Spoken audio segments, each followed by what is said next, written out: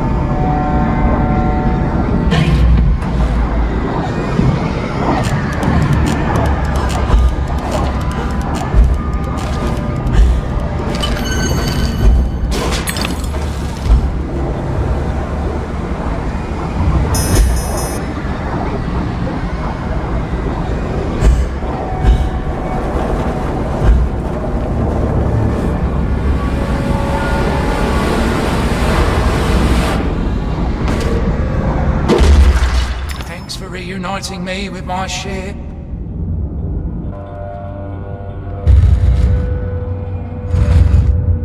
Hurry along, Alice.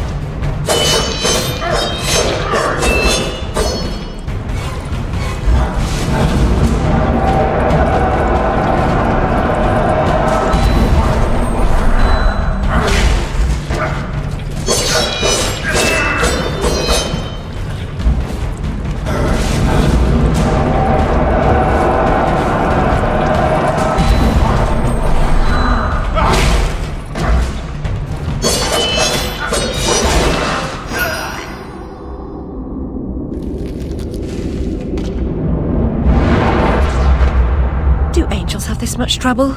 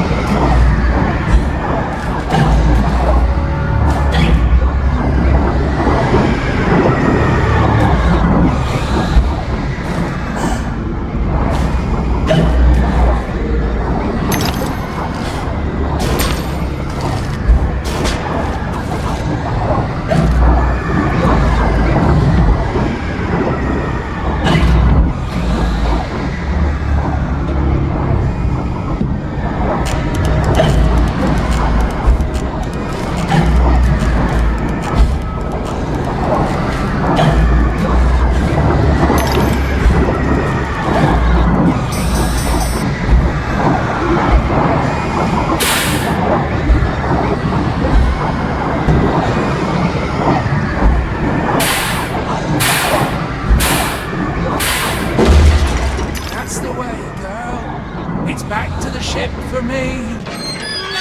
Many thanks, Alice. Be as good to yourself as you've been to us. Haul anchor and heave to, men! It's the wide and glorious main for us!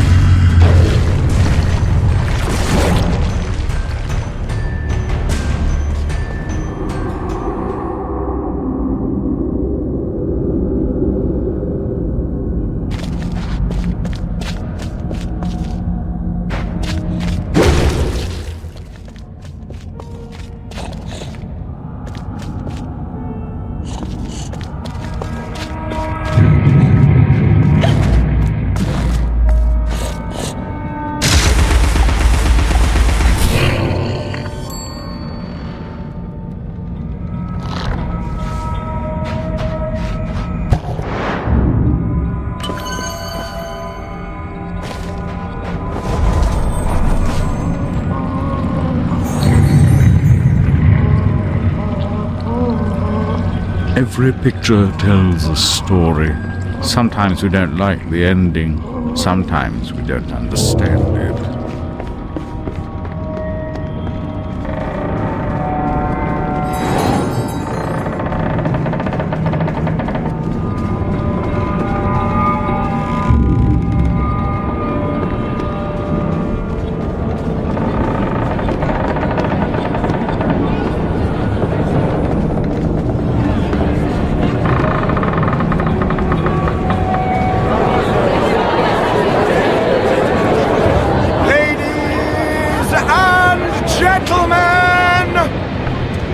Welcome to the show!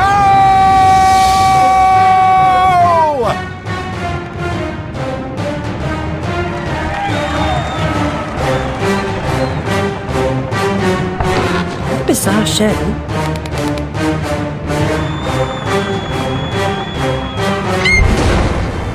That's quite enough of that, I think. Enough preliminaries. Here's the performance you've been waiting for. Proves I'm without prejudice and have a fine sense of humour. Sword and crown are worthless here. I invite everyone to dance. Labourers, lawyers, church and gown all make their little prance. This life is full of random death and heaps of grief and shame. So few are soothed by accident, you want someone to blame. Fire, plague and strange disease, drowned, murdered or, if you please, a long fall down the basement stairs. None are expected, no one cares. I often must work very hard, sweat running down my skin. After the dance, I then must rest, and the eating can begin. Time to eat. Death is the ultimate equalizer. All have the right to be eaten. Get a knife, princess. Don't push. All will be served, so to speak. Wicked thing. Feasting while Wonderland is destroyed. I'm not the enemy you seek, Alice. I tried to hide this bit of Wonderland from that beast. Appeasement's never clean. We must all play our assigned roles. Are you a pawn or a queen? An idiot or a practiced fool? However this turns out, consider the prospect that you've been misled, Alice. Then ask, by whom? No! Who set that bloody train in motion? Where has it come from? It arrived when you arrived, and it's more horrible even than you could currently imagine. The death of a dream caterpillar may know how.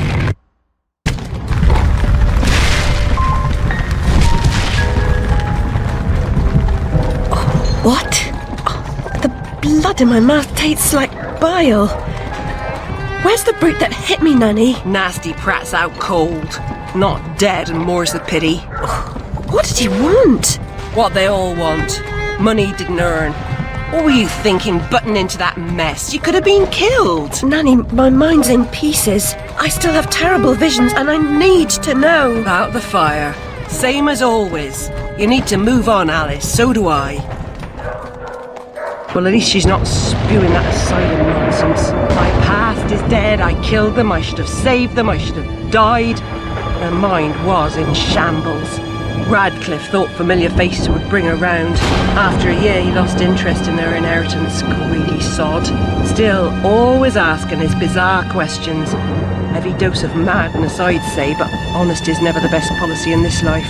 When she wasn't comatose, she gaped, eyes like pinwheels, drooled, occasionally screeched. Never uttered a sensible sound. And like the child she was, she kept her secrets close.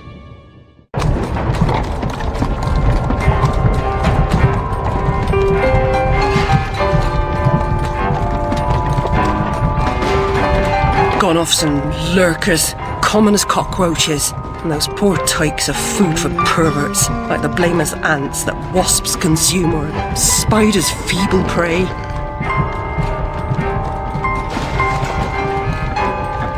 You visited my room at Rutledge. What were you... Recall that? Radcliffe paid me for a bit. A woman alone sometimes does what she doesn't particularly feel like doing. As you know. Nurse Whitler said you'd fallen on hard times. I'm no drunk like her. I'm hurting no one. Hooking's not a bad life. Except for the pimps. She also said you might have my rabbit. Please, Nanny, talk about The damn fire never seems to help. Look, Alice, I can't give you what I don't have. Radcliffe wrote the inquest report. I'll take you to him. Besides, he's got your damn rabbit. You should remember that. All right, but Mr. Radcliffe's useless. Don't I know it?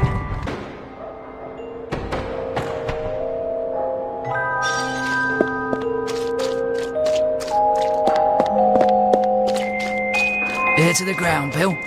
Yeah, I've been scouting around. For that, I'll be glad to shake your hand, sir. Considering the nature of...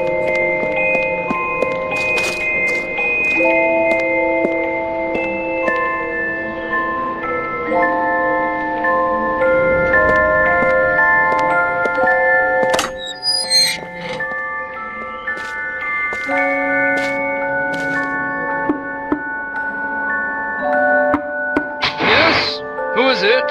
Alice Liddell, Mr. Radcliffe. Ah, you're back. I suppose you better come up. Mind the latch.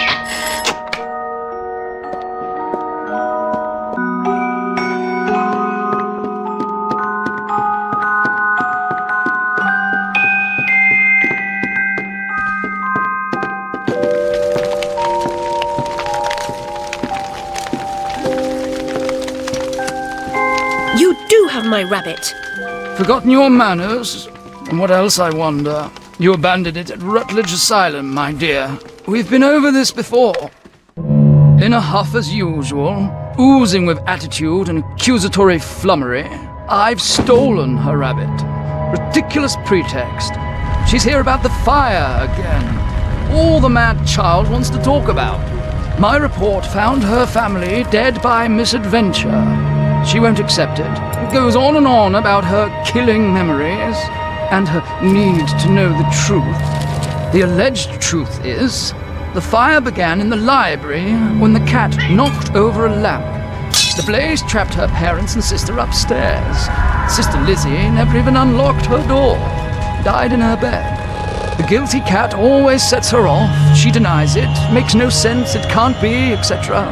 Agreed. From the outset, Alice was my candidate for the pyromaniac. The girl had a fixation with fire. I once remarked that I thought she might have had a larger role in causing the tragedy. She suffered some sort of psychotic episode. Did I rip his head off? I wanted to. What's left of my brain will explode.